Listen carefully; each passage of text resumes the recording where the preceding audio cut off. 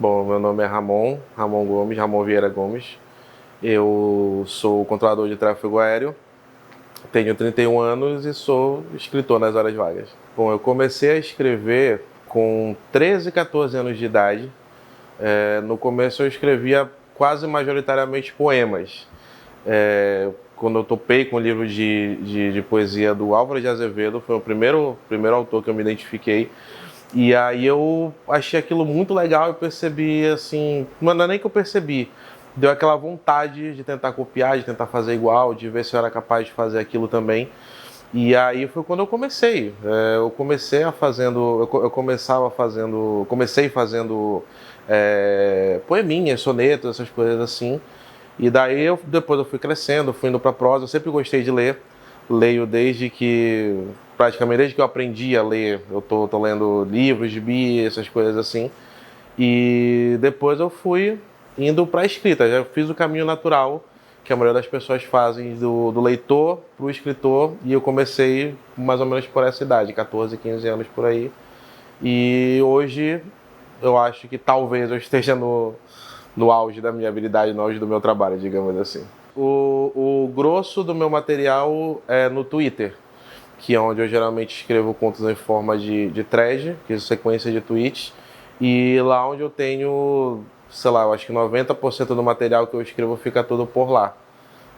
Onde eu consigo alcançar o maior público, onde eu consigo alcançar a maior visibilidade, dá uma oportunidade de publicação quase instantânea. E é lá onde está 90% do meu trabalho hoje escrever para o Twitter, para o público do Twitter. Hoje eu me foquei em histórias de terror. É um gênero que eu consumo muito em várias e várias mídias, tanto escrita quanto filme, quanto série, etc.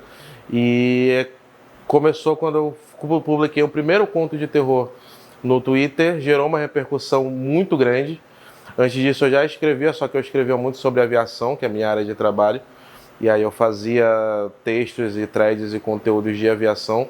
E aí uma certa feita eu acabei escrevendo um conto de terror, que gerou uma repercussão muito grande. Uma comunidade de escritores do Twitter que existe lá gostou do trabalho, difundiu, acabou circulando. E eu comecei a focar nesse nicho, assim, de escrever histórias de terror. Eu vi que era uma coisa que gerava um engajamento muito forte, muito rápido, e as pessoas se identificavam com isso, as pessoas liam, as pessoas consumiam esse tipo de conteúdo, e eu fui focando nisso. Hoje eu me especializei, digamos assim, em escrever histórias de terror, contar histórias de terror, sempre tentando uma narrativa um pouco mais regional, uma coisa mais nossa, assim. E o público que eu tento alcançar é basicamente o público que se identifica com isso, que gosta disso.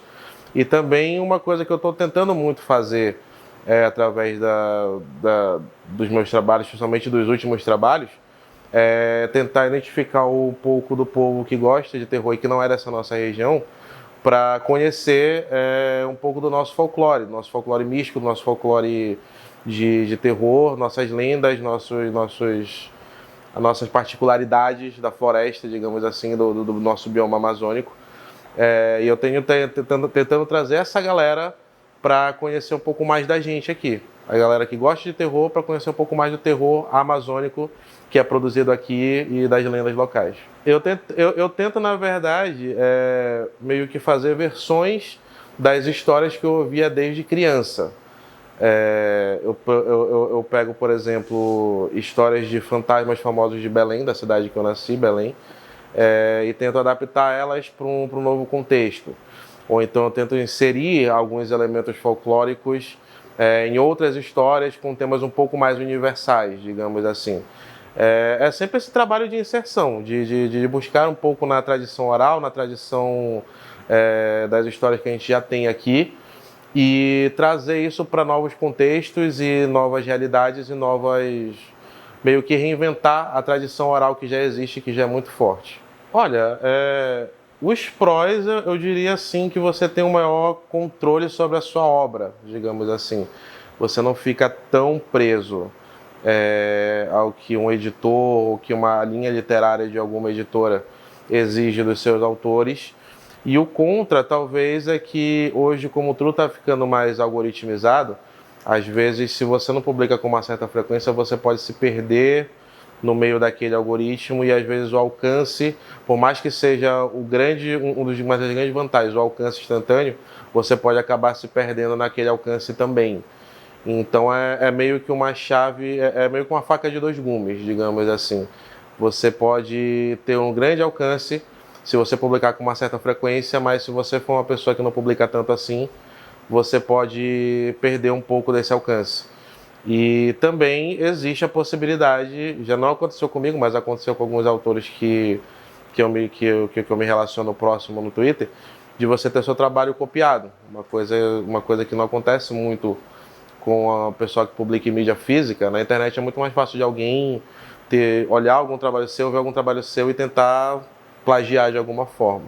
Assim, eu alcancei no Twitter a marca de 22 contos publicados e eu tô com um projeto de transformar esses contos para uma prosa fixa, tirar daquele formato de pequenos parágrafos que o Twitter acaba forçando você a escrever e deixar uma prosa mais fluida, um pouquinho mais descritiva, um pouquinho mais longa, mais recheada, transformar esses contos em uma coletânea de livros físicos ou então livro digital.